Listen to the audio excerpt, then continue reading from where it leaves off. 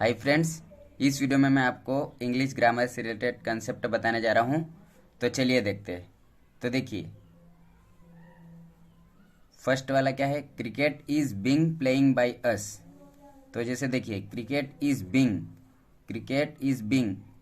तो जब भी इज बिंग आता है तो इज बिंग के बाद जो वर्ब यूज़ की जाती है वो हमेशा थर्ड फॉर्म में यूज़ की जाती है। जैसे क्रिकेट इज बिंग प्लेइंग नहीं आएगा, क्रिकेट इज बिंग प्लेइड आएगा। थर्ड फॉर्म आती है हमेशा, बिंग के बाद थर्ड फॉर्म आती है हमेशा, बिंग के बाद थर्ड फॉर्म आती है। बिंग प्लस V3 आता है। तो ये वाला कॉन्सेप्ट याद रखना है, बिंग प्लस V3 हमेशा। तो cricket is being played by us. अब देखिए दूसरा, ही हैज़ गोइंग। तो देखिए, हैज़ और हैव, जब भी हैज़ और हैव आते हैं तो इनके बाद जो वर्ब आती है वो हमेशा थर्ड फॉर्म में आती है, हमेशा थर्ड फॉर्म में। जैसे ही has gone, I have eaten food, I have gone, I have completed. तो हमेशा V3 आता है। बट यहाँ पे ही हैज़ गोइंग, तो ये तो पूरे इंग्लिश स्ट्रक्चर में होता ही नहीं है कभी going, he has going. He has क्या होना चाहिए? ही has gone, he has gone, वह जा चुका है। तो ही has gone, he has going कभी नहीं होगा। ही इज़ गोइंग हो सकता है, he is going, she is going, I am going, ये हो सकता है। बट जब हैज़ आ जाता है तो उसके साथ कभी भी गोइंग नहीं आता, हमेशा थर्ड फॉर्म आती है, ही हैज़ गॉन। तो चलिए अगला देखते हैं, ही मस्ट न्यू। अब देखिए, ये मॉडल वर्ब है मस्ट। तो देखिए जैसे शुड हो गया,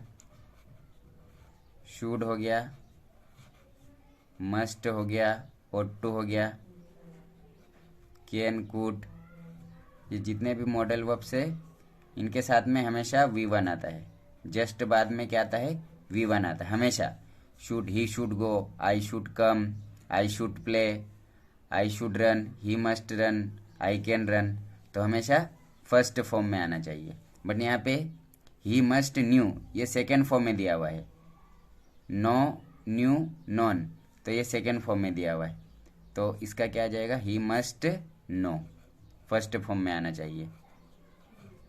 ये न्यू नो की सेकेंड फॉर्म है, तो इसलिए ही मस्ट नो। अब देखिए, इंग्लिश इज स्पीकिंग। अब यहाँ पे इज के साथ तो ING आता है, बिल्कुल सही बात है, कोई दिक्कत नहीं है, इंग्लिश भी सिंगुलर है। बट इंग्लिश इज स्पीकिंग, इसका मतलब क्या हो गया कि इंग्लिश खुद बोल रही है। तो ऐसा तो हो नहीं सकता, इंग्लिश खुद कैसे बोल सकती है? वो तो एक लैंग्वेज है, इंग्लिश को बोला जाएगा या बोला जाता है।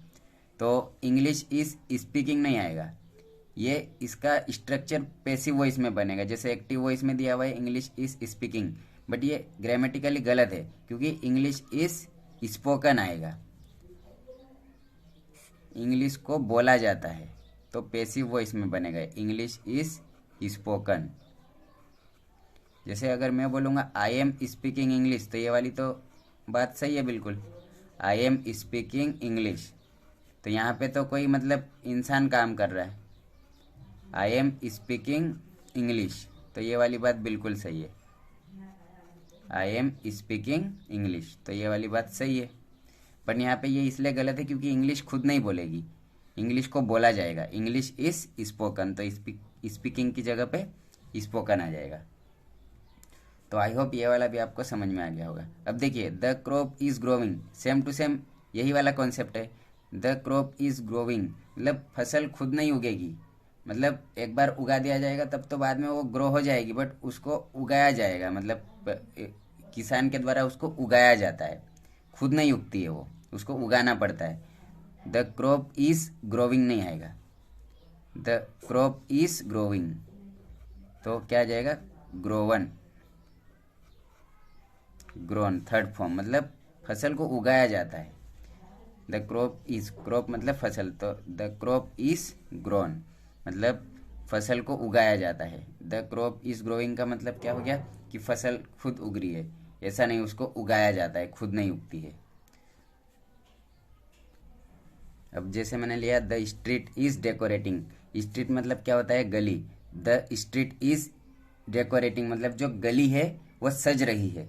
तो ऐसा तो हो नहीं सकता, खुद कैसे सजेगी गली? उसको सजाया जाएगा, क्योंकि यहाँ पे कोई सजीव इंसान काम नहीं कर रहा है। जैसे ही, शी, इट, तो ही इज डेकोरेटिंग, अगर मैं ये लिखूंगा जैसे ही इज डेकोरेटिंग, सही है, ही इज डेकोरेटिंग सही है, बट इसमें द स्ट्रीट इज डेकोरेटिंग नहीं आएगा, खुद गली नहीं सजेगी, मतलब उसको सजाया जाएगा, तो द स्ट्रीट इज डेकोरेटेड आएगा, ये पैसिव वॉइस में बनेगा इसका। गली को सजाया जाता है, गली खुद नहीं सजती, इसको सजाया जाता है। बट अगर मैं बोलूँगा कि ही इज़ डेकोरेटिंग, तो वह सजा रहा है, तो बिल्कुल इंसान तो काम कर सकता है सजाने का, तो ही इज़ डेकोरेटिंग सही है।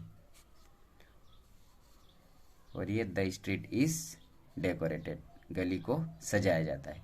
सो आई होप दोस्तों आप सभी को बहुत अच्छे समझ में आ गया होगा। So thank you so much for watching this video till the end.